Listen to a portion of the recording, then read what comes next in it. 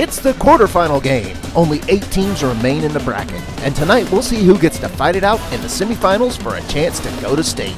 Will it be the Gatesville Hornets or your Graham Steers?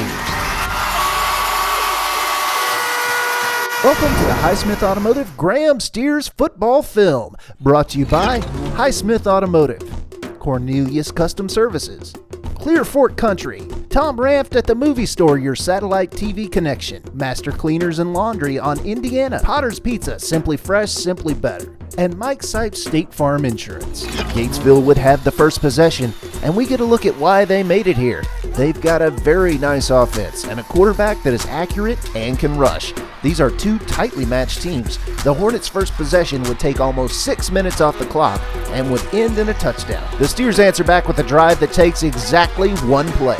Ben Davis would carry the ball 70 yards on the Steers' first offensive play, so we're all tied up, and our offense ain't even tired yet. Gatesville would then march down the field again, chewing time all the way, until they find the end zone for a second time, and they've regained the lead. The Steers' second drive of the night would take a few more plays than just one. Dylan Gonzalez around the left side would be the last play of the first quarter, and we'd move it down to the other side where Jansen Graham would make a reception in the back of the end zone. The kick is good, and we're tied up again. The Gatesville quarterback was a beast when it came to rushing the ball. He would push his way in again, and Gatesville has the lead for the third time. Trying to answer back, the Steers have to attempt to convert on fourth down and are picked on a tipped ball. But not to worry.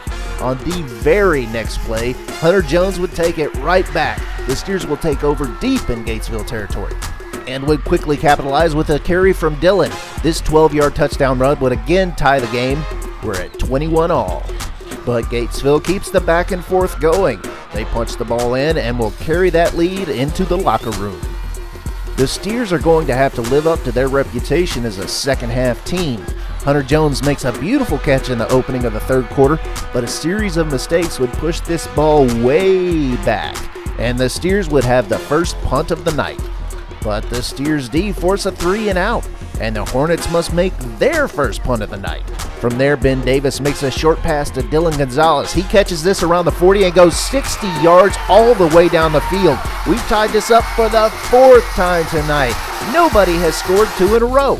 But Gatesville wastes no time. A huge reception down the field, and they've got the lead right back. The Steers would begin stringing together a long drive down the field with key receptions to Dylan Gonzalez and Jansen Graham to end the third quarter. And it would be Jared Mahan with the reception in the end zone. It looks like we're going to be tied yet again until, oh no, the kick is short. We're down by 1. With time running out, the coaches opt for the short kick. The D has to stop them here in midfield. And stop them they do. Freeze and Walls get into the backfield, get a little tangled up, but Walls would stalk the Hornets quarterback for a big third down sack, and it's time for our play of the game.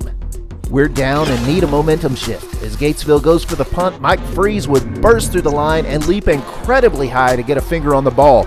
It wouldn't even make it back to the original line of scrimmage, and we've got some great field position. I just decided go through there as fast as I could, and I jumped and luckily got a finger on it. The Steers have to make this drive count and get some help with a roughing call, but they'd be forced to go for it on 4th and 2 and draw an interference call. 15 yards and a fresh set of downs, and they make them count. Hunter Jones would make the catch that would give the Steers the first lead of the night with 5:37 left in the game. The Steers again opt for the short kick. Stop them here or get the ball back with some time on the clock. And again, the Steers stop Gatesville dead in their tracks. The Hornets would have to go for it on 4th and 1, and Spur Hearn gets the QB scrambling. He's in big trouble and finally gets rid of it, but it's broken up by Mahan, and they turn over the ball with 3:49 left on the clock.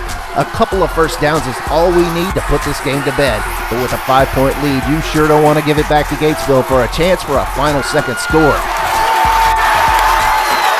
It would be this reception to Jared Mahan that would seal the deal. We can kneel to victory from here. Your final is Gatesville 35, the Graham Steers 40. The Steers are the 2012 quarterfinal winners and will go on to face the Gilmer Buckeyes in Mansfield Friday at 7:30 for the semifinal game to see who will go to state. Season ain't over yet.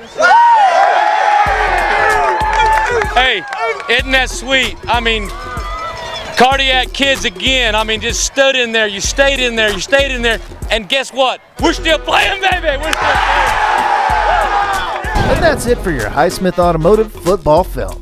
Brought to you by Highsmith Automotive, Cornelius Custom Services, Clear Fork Country, Tom Raft at the Movie Store, your satellite TV connection, Master Cleaners and Laundry on Indiana, Potter's Pizza, Simply Fresh, Simply Better, and Mike Sipes State Farm Insurance. I'm Jay Hawkins on behalf of Scene Marketing saying, keep your eyes on the Steers of Graham.